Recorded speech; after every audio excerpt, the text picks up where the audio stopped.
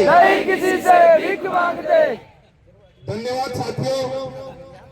आज अनुसूचित क्षेत्र आरक्षण मोर्चा की महारैली में उपस्थित आदिवासी समाज के जागरूक युवा साथी,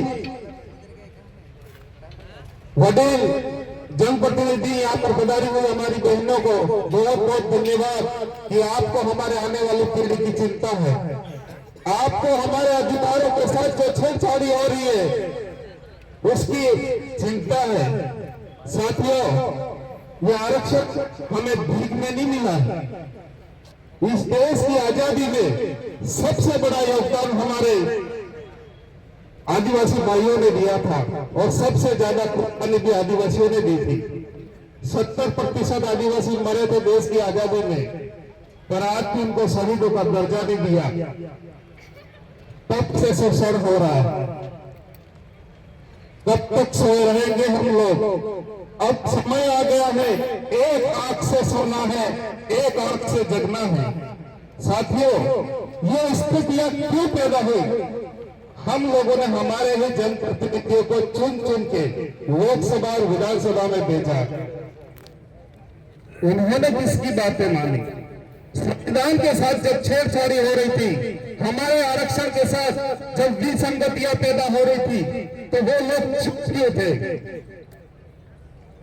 हमें समझना पड़ेगा। हमने भी कांग्रेस बीजेपी को वोट दे के लोकसभा विधानसभा जनप्रतिनिधियों को भेजा, उन लोगों ने पैरवी नहीं की। हमारे बच्चों के बारे में नहीं सोचा, हमारे आरक्षण के बारे में नहीं सोचा, हमारी जल जमीन जंगल के बारे में नहीं सोचा।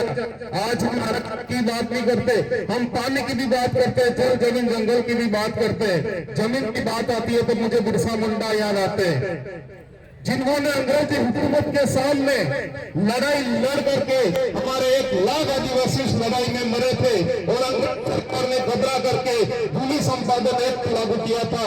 उसी एक्ट के खातिर आज हम इस देश में जमीन के मालिक हैं। साथियों, बिरसा मुंडा करना पड़ेगा। अब तो अपना जन जागरूकता आगे बढ़ गया है कि हर घर में बिरसा मुंडा है, हर घर में टांटा भील है।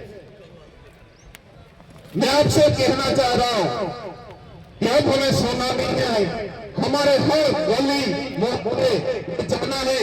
हमारे जो भाई समझ नहीं रहे, हमारे जो युवा समझ नहीं रहे, के पास जाके बैठो, उनके साथ सामाजिक वार्तालाप करो, हमारे जो आरक्षण की व्यवस्था है वो समझाओ और आने वाले समय में हमारे सामने कैसी परिस्थितियां आने वाली है ये भी समझाना पड़ेगा। मैं ज्यादा नहीं कहूंगा, पर मैं ये कहना चाहूंगा कि हम उठाएंगे तीर नहीं, हम कलम उठाएंगे तीर नहीं, और छेड़े आरक्षण को तो हम चुप भी नहीं। ये जो चिंगारी लगी है वो अब बुझेगी नहीं और हमारी ये वो अब झुकेगी नहीं। साथियों, हमारा अभी एक साथी कह रहे थे, एक साथी भागीदारा तो बजला जी के सर पर जूट भी रहती है, वो समय भी आएगा तो हमको सर भी खुजाना पड़ेगा। ये स्थिति पैदा कर लोग रख देंगे। और विधानसभा में हम 4 भाई हैं, आपने हम लोगों पर विश्वास किया है और हम आपके विश्वास के जनप्रतिनिधि हैं, तो आप सब निश्चिंत रहे। जब होगी हम लोग